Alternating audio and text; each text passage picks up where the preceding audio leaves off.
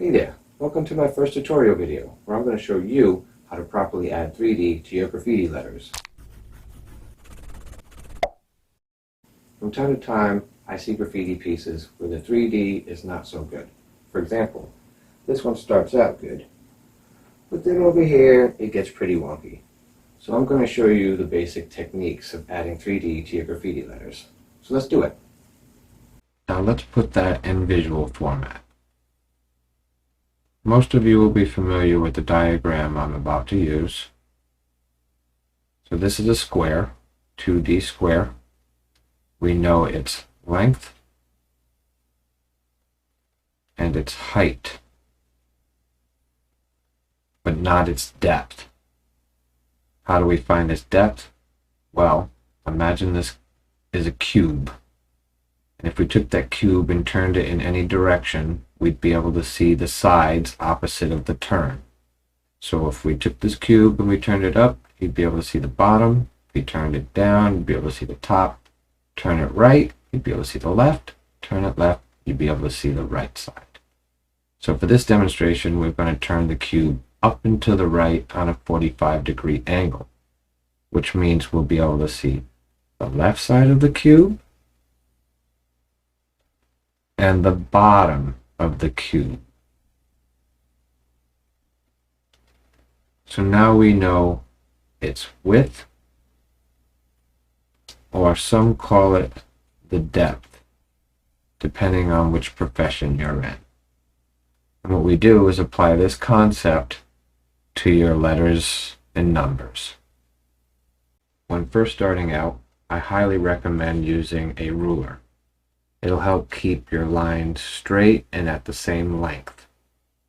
I usually start out by finding all the edges, and I'll measure out from there. This demonstration will use 1 centimeter length 3D. So I find all the edges at a 45-degree angle. I measure out 1 centimeter. I try to keep all the angles as close as possible. Now on curves, you want to find sort of the most outer edge of the 45-degree angle, which would be right here, and you would measure out the 1 centimeter at the 45-degree angle. On the inside of curves, you kind of find the most curviest point of the 45-degree angle and measure out 1 centimeter from there. And from there, you essentially connect the dots from the outer lines, from here to there, but you want to stay parallel to the line of the letter or number. So since this goes straight that way, you want to go straight with it. Same thing with the curves, just try and curve in with the same curve. Straight ups and downs or left and rights are always easy. The curves are tricky, and you'll get used to them the more you create your 3D.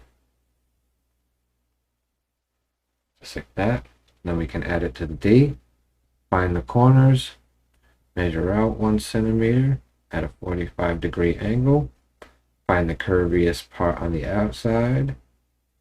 Measure from there. You can find the curviest part on the inside. Measure from there. And then sort of connect the dots. But since this is behind the 3 and a lot of your letters will be close enough to block the 3D, you stay parallel, but you only draw the lines that you would see that are not blocked by the number or letter. Easy peasy. Just like that. Lemon squeezy. For the rest of the tutorial, I'm going to add the 3D to the tutorial letters, but I'm going to do it in a time-lapse format. That way you can see me do it and not have to watch me do it. Well, I hope that helps you, and it reduces the amount of wonky 3D I have to see floating around on social media. So if you like the video, leave a thumbs up. If you like my content, follow my channels. If you want me to do any other type of tutorials, leave a suggestion in the comments. If you want me to help or critique any of your artwork, drop the image in my Discord. And if you want to watch me do my own artwork, follow my Twitch. All the links will be in the description. Thanks for watching. Until next time, peace.